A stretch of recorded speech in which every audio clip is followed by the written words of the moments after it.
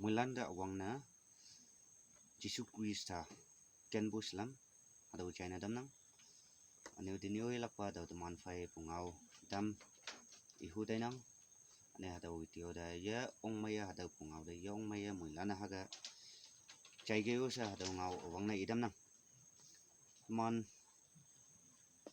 kunyak kadong ma Pavel nyo wangbu ada pungau awangna da ada saugono ihu dai nang sa awan de bu ki ye chi bu hibang na menga Pavel nyo wangbu 1946 mea de man fai kunyak nan ma Pavel graduate na meng bu Pavel nyo so bu awang ba 1946 ma de man fai kada adam jing na buyim na meng lak kada adam jing na payim na meng lak yang boy man fai pajai thanglong hai pajai mangap emnia Pavel nyo na taya 1946 ma ada Jorahat Assam ma Pavel nyo so yang onga emni haga 1946 ma emni haga Pavel graduate na meng yang ke konyang ma awang ba Pavel nyo so bua emni na ngo yang ke ane haga ong bu phai cham sa emni 1946 ma nenga emni ka sau alana mission center alama ngo evangelist toy lenga wang yang ke sa de mana pungau kaya haga nginang ane haga sangnang ane sawan bai teman mabu sikona dan muilan Pavel nyawa mangunang hiang boy imnia haga iep wangbu tadan ma ane imnia lenga wangbu imnia mi jawa saji deman mabu Pavel nyabu nawa nausilan ane mabu sikona dan ngainang saya demana Pavel nyabu wanga kunyak cengna imni yang saya deman muilan haga sangha ani udah bhai lakpa pungau damja teman meya phan mango wanda Christian wanglam ya bu mailak saya wangbu wangi khama Christian wanglam ya ngo balanda hangga sausi na dam ani hangga ngo iman ya du sau iman ya phan hangga ngo pai hada cheng ha ni sanglak chingna ta hada pungau ja lagi nam 1950 pangpama sorry 1950 ye 1955 ma man fai le ngatai bu yo ma konyak ka dong ma niom ba wong bong na menga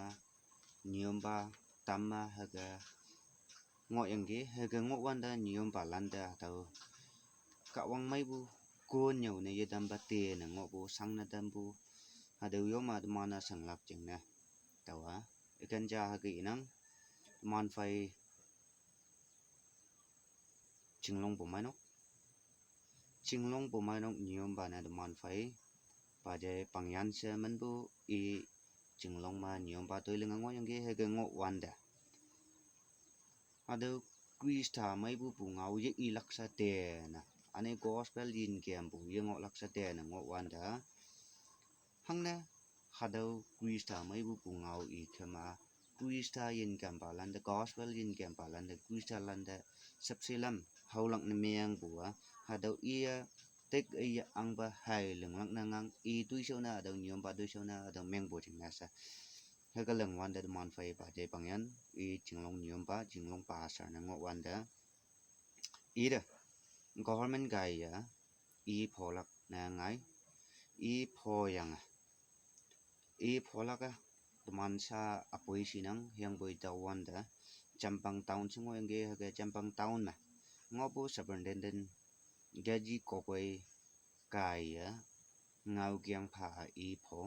he ka pho kap nok ma ang wanda teman fai da wanda executive secretary na teman fai oyum longley I ngo yang ge he ka ngo yang I hangge bu hada superintendent apoi hada bada hada sap pada itu ayong pada ngau yibu number 1 ma do niom ba pemda mai ya ngolak jingna ha hayeng wang mana phasi sa yang ge anyo ni se bu ba ma ni jai se muli pha pau ya se tawai pha nam no pau te kya se yang gi ni lem se bu ba ya phan ma monchung ni moskodanet